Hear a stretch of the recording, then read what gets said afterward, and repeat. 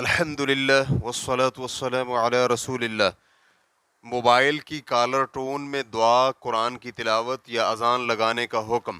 سوال کیا گیا ہے موبائل کالر ٹون کا کیا حکم ہے، بلکہ مزید واضح کروں تو کال کرنے والے کو دوران انتظار دعائیہ کلمات یا قرآن پاک کی تلاوت یا اذان کی آواز سنانے کا کیا حکم ہے، جسے کالر ٹون کہتے ہیں۔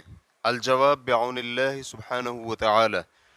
کالر ٹون کی سروس میں صرف کال کرنے والے کو مخصوص اور اختیار کردہ آواز سنائی جا سکتی ہے۔ کچھ لوگ اس آواز کے لیے قرآن پاک کی تلاوت، اذان یا دعا وغیرہ کا انتخاب کرتے ہیں یا کوئی اچھی سی نظم منتخب کرتے ہیں، لیکن کچھ لوگ گانے اور موسیقی وغیرہ جیسی بیہودہ چیزیں لگا لیتے ہیں۔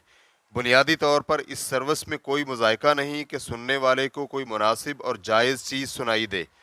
چنانچہ یہ بالکل جائز نہیں ہے کہ سننے والے کو گانے سنائیں یا موسیقی سنائیں، کیونکہ گانے اور موسیقی حرام ہے، جبکہ تلاوت قرآن منتخب کرنا قرآن پاک کے مقام و مرتبے کے لائق نہیں ہے، کیونکہ اللہ رب العزت نے قرآن پاک کو تلاوت، غور و فکر اور قرآن پڑھ کر اس پر عمل کر کے عبادت کرنے کے لیے بنایا ہے، اور کلام الہی اس سے بہت بلند ہے کہ ہم فراغت کے وقت کو مصروف کرنے کے لیے اسے استعمال کریں۔ یہی معاملہ اذان کا بھی ہے کہ اذان اسلام کی عظیم ترین عبادت نماز کے وقت کی تنبیہ کے لیے ہے، اس لیے اذان کی تعظیم بھی اسی صورت میں ہوگی کہ اذان کو اس کے مقصد اور ہدف کے لیے مختص رکھا جائے۔ اس لیے اذان کو بھی کالر ٹون کی جگہ پر استعمال نہیں کیا جا سکتا، جبکہ دعا کا معاملہ قدر معمولی ہے۔ شیخ صالح الفوزان حفظہ اللہ سے پوچھا گیا، کچھ لوگ موبائل میں موسیقی پر مشتمل گھنٹی کی بجائے اذان یا تلاوت قرآن لگا لیتے ہیں، ایسے لوگوں کے بارے میں آپ کی کیا رائے ہے؟ تو انہوں نے جواب دیا، یہ اذان، ذکر اور تلاوت قرآن کی اہانت ہے، اس لیے انہیں متنبہ کرنے کے لیے بطور گھنٹی نہیں لگانا چاہیے۔ قرآن پاک کو گھنٹی کی جگہ پر مت استعمال کریں۔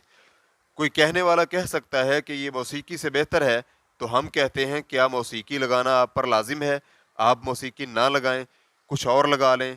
یہاں نہ تو موسیقی ہو، نہ ہی تلاوت قرآن پاک، بلکہ صرف تنبیہ کرنے والی مباح آواز ہو۔ ریفرنس کے لیے دیکھیے مجلۃ الدعوہ شمارہ نمبر 2097۔ واللہ تعالی اعلم۔